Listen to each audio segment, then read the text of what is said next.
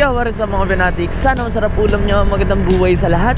So what is up? Maraming salamat nga pala mga Venatics sa 1,400 Venatics sa Facebook and 700 plus. Papunta na tayong 800 dito sa YouTube. So sa video na ito mga Venatics, kikwento ko lang sa inyo kung kamusta na ba ako. Kasi 'di ba last year June na-aksidente ako and I accidentally broke my femur sa sobrang lakas ng impact. Makikita nyo yan sa YouTube ko kung ano yung nangyari talaga. Wala akong finilter doon. May pagkakamali ako, may pagkakamali din yung other party, pero mahalaga buhay. Eto, nakakapagmotor na ulit ako. Pero bigyan ko kayo ng update kung kamusta na ba ako ngayon, kung ano ba yung nararamdaman ko, ganoon. Kasi may mga nagtatanong, hindi ba masakit, hindi ba pag malamig, ganun. So ang ginawa sa akin ay nilagyan ako ng road interlocking plates, or para siyang flat bar sa hita ko, sa buto ng hita ko. Tapos meron siyang 14 screws, titanium yung nilagay. Inoperahan ako last June 19, 2023. And ilang months na ba ngayon? 8 months na yata, or 9, or wala pa, basta. Tapos 3 months nakapaglakad na ako, nagtanggal na ako ng crutch, pero sobrang iika-ika ako noon. Talagang hindi pantay yung lakad ko.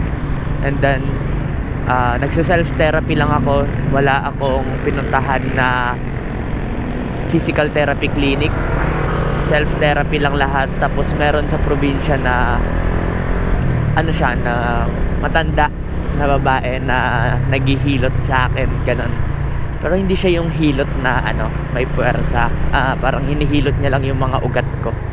Tapos yun, I can testify na nakatulong sa akin yun. Kasi ang bilis ng recovery ng pagtupi ng tuhod ko dahil sa matandang yun. Tapos syempre, healthy eating. Pero ngayon, eto na, unti-unti nang bumabalik sa normal yung lakad ko. Nakakapag-jogging na ako kahit papano. And matuwid na yung tayo ko. Nakakakit ako ng hagdan ng walang problema, nakakapagmotor ng walang problema. Pero syempre may mga limitations na. Mabilis na akong mapagod. Pag tumayo ako ng matagal, nangangalay na kaagad ako. Pero 'di ba, thankful pa rin ako kasi another life to eh. Alam nyo ba, hindi ako mamamatay dun sa nangyari sa akin. Mamamatay ako sa utak ko. Kasi inaatake ako ng depression, anxiety. Parang sabay-sabay na eh. Makakalakad pa ba ako? Walang Diyo. Sa ospital, umiiyak ako gabi-gabi. Bigla-bigla na lang natululuha ako pag naiisip ko yung mga nakasanayan kong gawin. Tapos ikukumpara ko sa kalagayan ko noon na kung magagawa ko pa ba yun. And thank you Lord.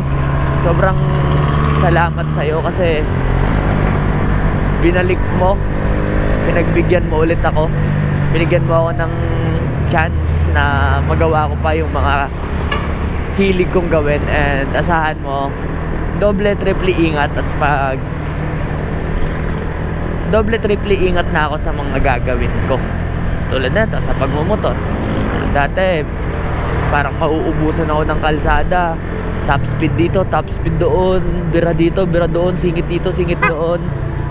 Hindi talaga nag-iingat.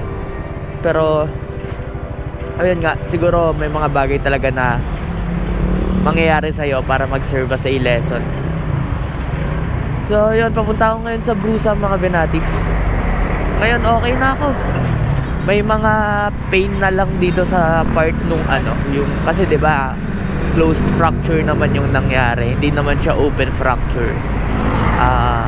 Yung buto parang nag-push dun sa muscle dito sa inner, or sa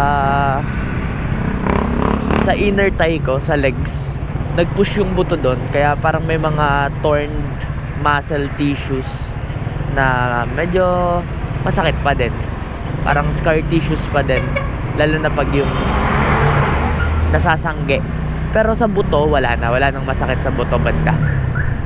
Nagpa-x-ray ako last time and ayun, nag-mend naman sila. Nagdikit na sila mga Venatics. Nagkalaman na akong sa mga term pa ng mga Pinoy.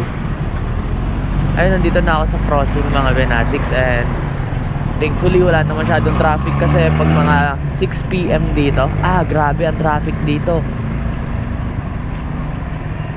Simula dun sa Maya pa hanggang dito sa Kabuyaw, traffic talaga dito, sobra. So ayun lang mga Venatics, sa mga nagtatanong kung kamusta ako.